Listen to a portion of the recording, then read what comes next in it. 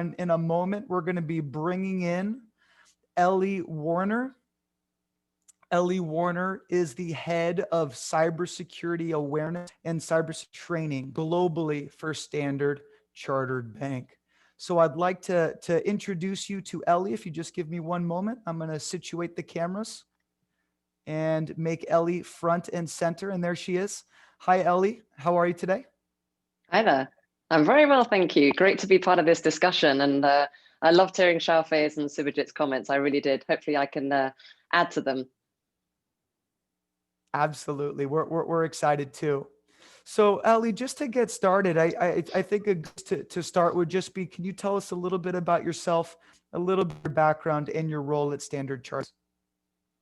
Yeah, sure thing. And again, thanks for the opportunity, Theo. I'm always really interested in engaging these conversations and tackling that nugget that is security culture. So I've been in the bank just over 5 years. I actually run cybersecurity training and awareness, but also data privacy and resilience for the bank. And our job is to make sure that every employee, as they come into work, be it in a physical office or in their home office, understand the threats that are around them, arm, empower, and educate them to keep our customers' wealth and our bank data safe. So it's a daily challenge, but it's something that we all relish. Excellent. Now, I'd love to just dive in a bit further into the job, because you say it so eloquently, but I know there's baked in there.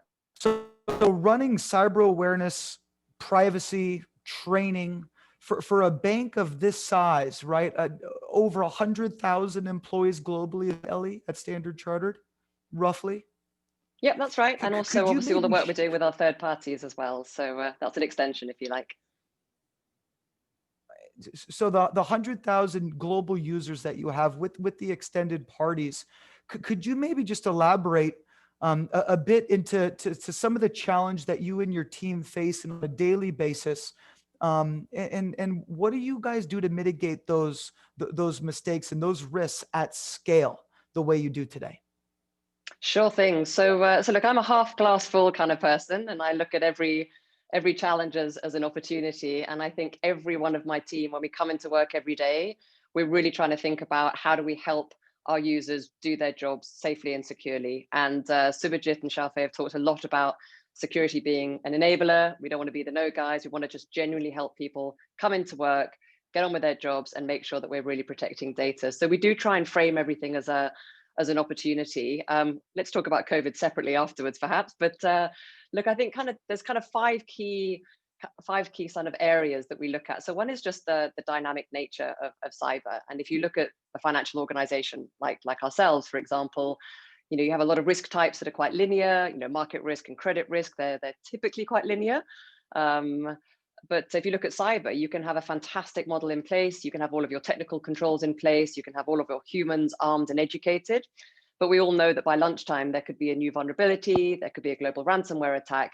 And you really do have to pivot on your whole model. So I would say the dynamic nature of what we do means that our program also has to be robust enough to focus on known risks and run campaigns that address those risks and help our users, but also to be agile enough to pivot if there is a global ransomware attack, or for example, something like COVID, when we start to face different issues from a human point of view. So that would be one area. The second one, you mentioned already, the scale. Whether you're a large organization or a small organization, the culture is going to be pivotal. So yes, if you work in one country, operate in one country, might be less of an issue. But we know, and we've already talked about it earlier, that culture is different in every country, right? So from a risks point of view, you're going to have different risks in different countries. You're going to have different cultures. Take one example, for example, countries like Korea, they're driven by the collective. Other countries, more Western style, maybe they're more driven by the individual. So even when you're building your phishing program or your rewards program, you want to factor in that culture into your design. A third element is, and I know this has already been addressed, so I'll just touch on it lightly, is this kind of assumption, which I think is changing. Maybe I'm an eternal optimist, but this attitude that security is, the security guy's problem, it's the security team's problem. I can kind of carry on doing what I'm doing. There's technical controls in place, they'll sort it out. But I think I want to touch on something that Xiaofei said about culture is everybody's responsibility. We talk a lot about that in the bank. We create a culture of empowerment, not a culture of fear. It's not about the carrot approach. Obviously, you have to look at consequence management when you sort of get down further issues. But on the whole, we look at from a culture of empowerment. And we really want to just open everyone's eyes that security is absolutely everybody's responsibility. And we can go into these in a bit more detail about what we're doing to mitigate it. The fourth one is kind of the how, right? So then one of the challenges we face is, well, you know, humans, right? We're not robots. We all operate differently. We think differently. We've had different levels of sleep. We run different roles. We're in different parts of the world with different inputs. So we're not robots, and we respond differently depending on, you know, the time of the day and also the roles that we play. So we have to factor that in. And we also know that humans don't respond well. And I think Xiaofei mentioned about the children. You know, we know that just by telling somebody not to do something, that's not going to change behavior. So let's elevate the conversation. Let's empower people. Let's talk about the why. Let's talk about the risk. Let's make it personal. And we can go into some of the solutions that we're exploring in the bank. Fifth one, of course, is measurement. We can talk about this in a bit, but certainly you can't improve what you can't measure. So some of the challenges we're really debating at the moment as a team is, what are we measuring? Are you measuring program effectiveness from a controls point of view? Are you measuring behavior change? And the conclusion we're kind of coming to, it needs to be both. But actually, you've got very different metrics for both of those. So I'll pause there because we can talk about COVID as a whole separate challenge. But let's see if any of those you want to kind of explore in a bit more detail. I think the interest, at least that I hear on the ground, Ellie, is all about the measurement piece, right? Because you can spend so much time putting together the strategy and the planning of what it is you want to do and how you want to do it.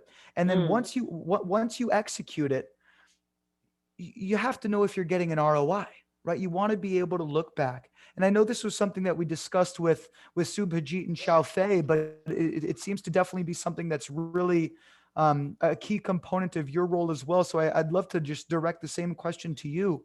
What are some of the ways that you also measure cyber culture and the way that you measure cyber awareness, especially on a scale now of 100,000 global users?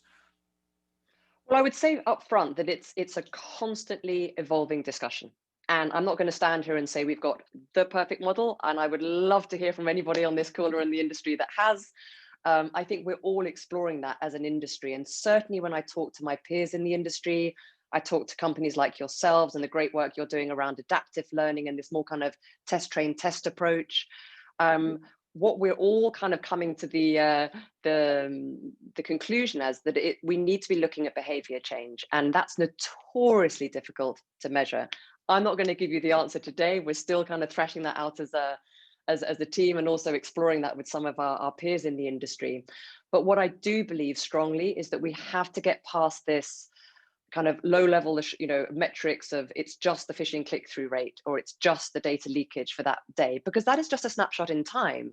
And to my earlier point, we're not robots. And what we've learned during COVID is, with the pressures of working from home and homeschooling and not having access to your colleagues, you don't have the same kind of physical prompters. You know, at work, we have our videos around cult security. We have our posters by the coffee machine on, you know, how to behave securely. We have a network of about 500 security champions in the bank, and they're very visible. We have them in t-shirts and people know who they are. They can go and say, hey, I think this might be a phishing email. What do you think? All of those physical prompters gone, right? So we've got to acknowledge that people are human. So looking at a snapshot in time of data leakage or clear desk or phishing click-through rates, it's certainly a metric and it's certainly a very key indicator, isn't it? But our current thinking is it needs to be a more holistic view. And we're exploring ways at the moment by having discussions with companies like yourselves and some other organizations around how do we augment on that. So it's not that we're going to stop doing all of that. How do we build on that and look more at behavior? So we've done a lot of work this year around sort of desired behaviors. So what are the behaviors we want to inculcate?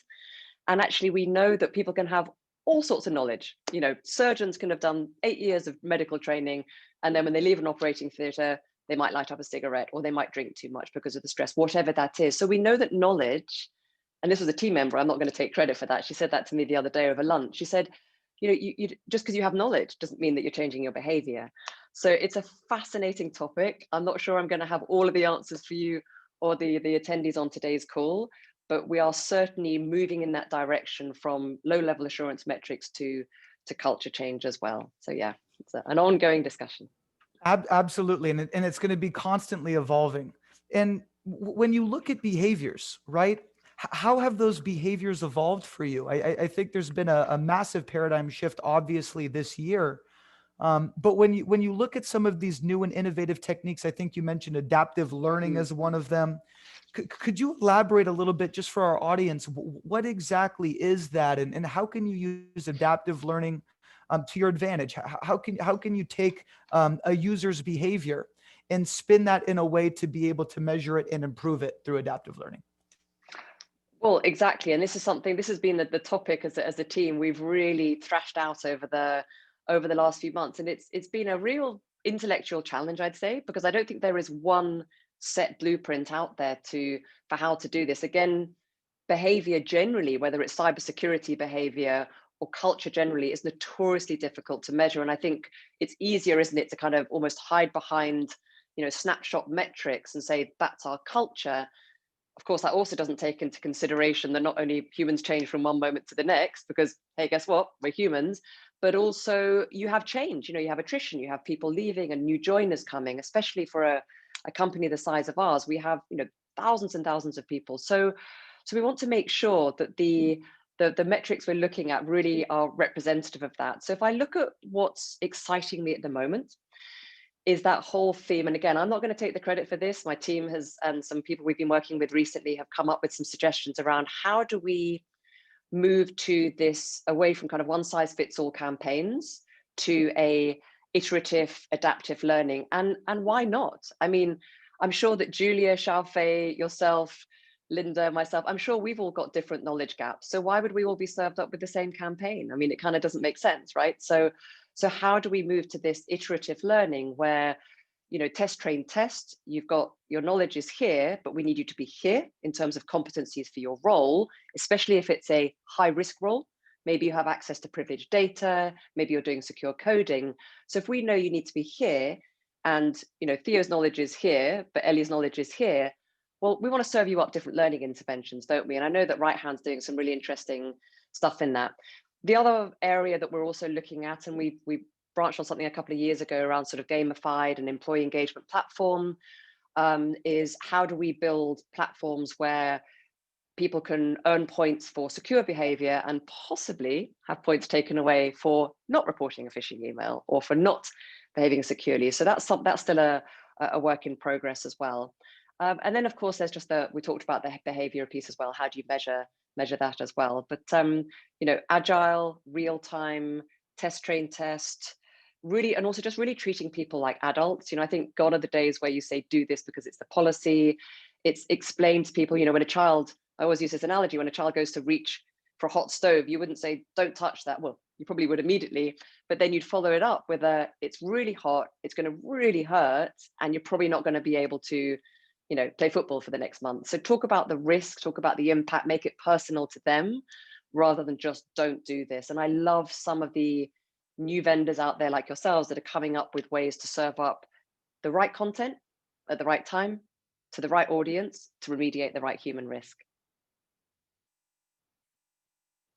And Ellie, in the last panel we had, Xiaofei defined success with cyber awareness with engagement, a direct correlation. What are some of the ways, and I think you've touched on them. You had mentioned gamification, obviously adaptive learning, but are there any other maybe best practices you could share with our audience today that help increase engagement, thus also increasing success around cyber awareness across a workforce, especially of your size? Oh, well, look, I think, and look, again, we're working with and constantly looking at our peers around the industry and looking at sort of what works. I mean, already been touched on the personal aspect, make it personal.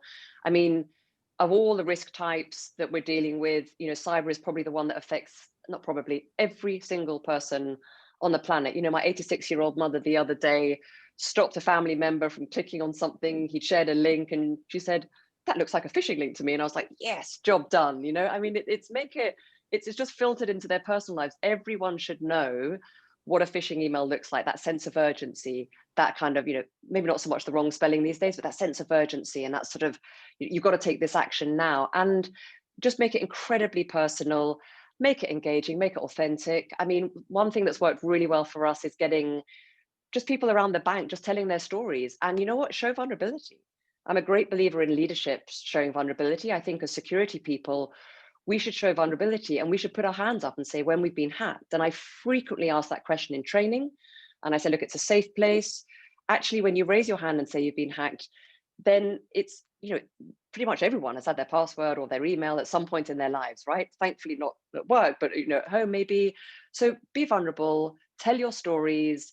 We've got some fantastic writers in the bank, telling their stories around, maybe device usage at home. So now people are working from home. Hey, careful, did you know that when you talk in your home office and you've got Alexa on, this can happen? So make it relatable, make it authentic, make it personal.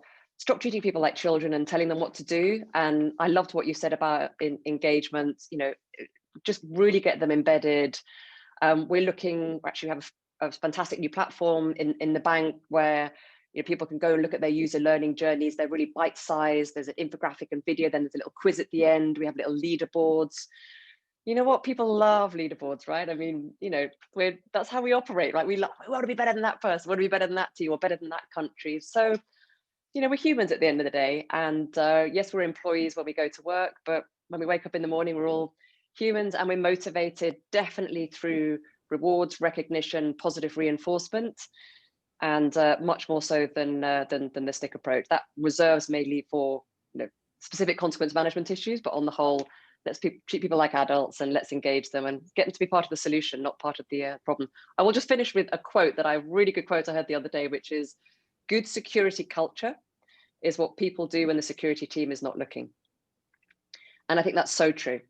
It's kind of doing the right thing, right? Do what you know to be right, not do what you think you should do because somebody's tracking whether you've encrypted a classified document or whether you've clicked on a link. Just do the right thing, which I think is a really good value that we can all live by anyway. I wrote that quote down. Ellie, I like that quote a lot. Don't credit me for it. I can't remember who it was, but Ellie Warne. Ellie, we've got about 5 minutes here left until we're going to transition to our third and final panel of the day. But I do want to ask you a final question here. If you were to speak to someone who wanted to eventually become in a leadership role similar to yours, where you now have influence over cybersecurity awareness, training, privacy, governance, similar that you do today at a very large global bank, what advice would you give to someone who is aspiring to move into that role?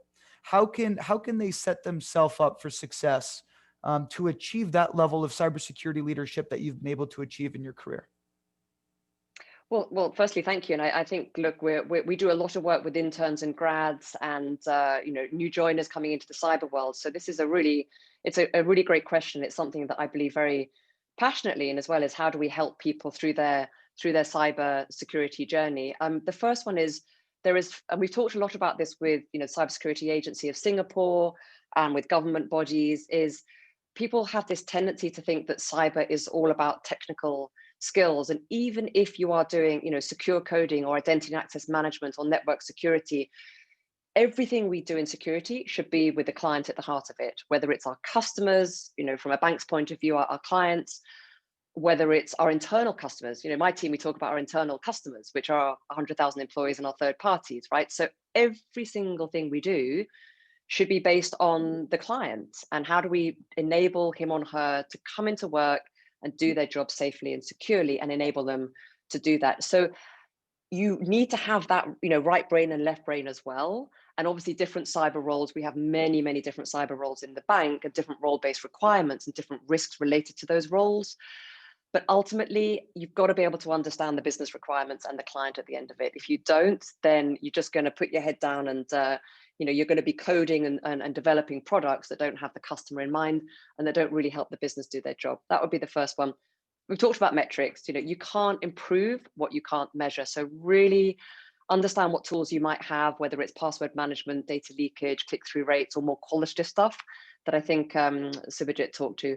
Third one is executive buy-in. I'd always recommend that you really just go out there and just talk to the business. I mean, you know, they're humans, we're humans, have a conversation, just go and ask them what's working, what's not working, what do you need from us, what can we do better to support you? I will guarantee anybody, if you go and have a conversation with the business and say, what can we do to help?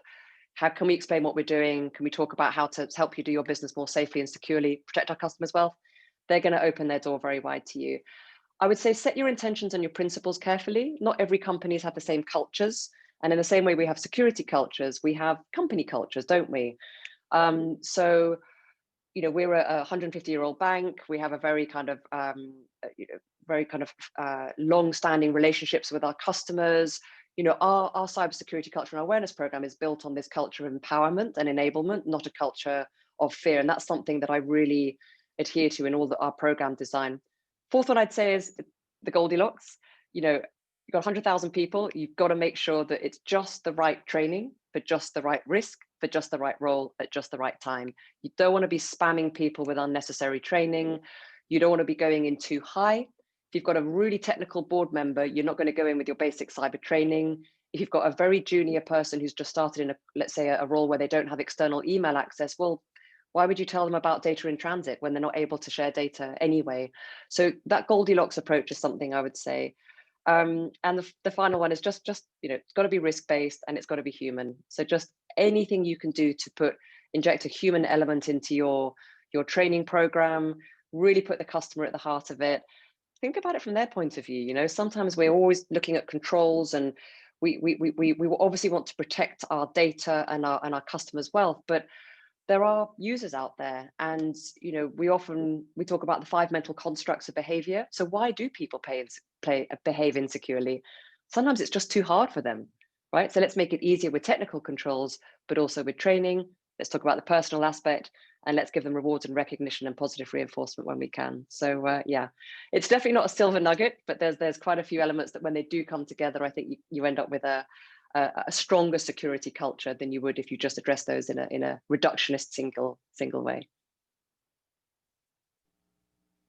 Fantastic, Ellie. I want to thank you so much for spending some time with us today to really dive into cyber awareness behind the scenes. You shared some fantastic insights and best practices from your career, very transparent, and we're very appreciative. So thank you so much for your time. I enjoyed the conversation. Thanks, Theo.